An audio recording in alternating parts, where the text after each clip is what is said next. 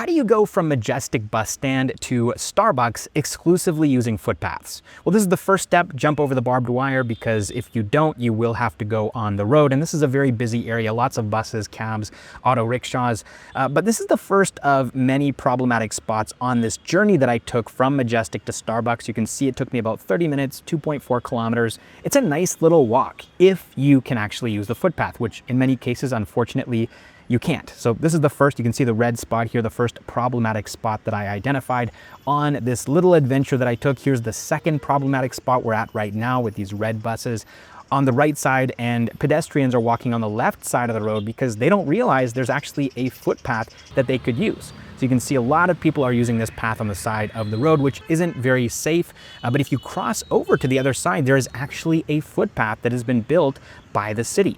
However, there is a problem with this red stretch of footpath here, which is that it is not maintained. You can see there are tons of weeds, also a lot of trash, and unfortunately a lot of pavement pudding as well. People have been using this place as a bathroom because, of course, it has completely been abandoned by the city. Nobody is maintaining this, nobody is cleaning it up, and so naturally people go ahead and they start using the space to defecate, which makes it even less attractive for pedestrians to use. Also, at the end of this footpath, unfortunately, there is the concrete, the cement just kind of ends, and there's a pool at the end. I'll show that to you in just a couple of seconds. But before I do that, I just want to explain my motivations here, because I think a lot of people probably assume that I'm a foreigner who just wants to make videos about India and criticize things and get views, and that's sort of the end of the story. The truth is that I've been living in this country for 8 years now, and I care deeply about India. I care deeply about Bengaluru as a city as well. My son was born in Bengaluru.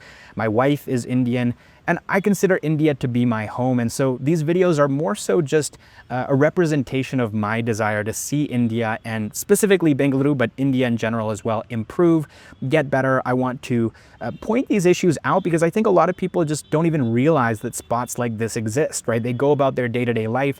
They kind of accept that things are this way. This is just kind of the way it is, and they move on, right? They kind of adjust. They take the bus instead of walking on the footpath. They take their own vehicle.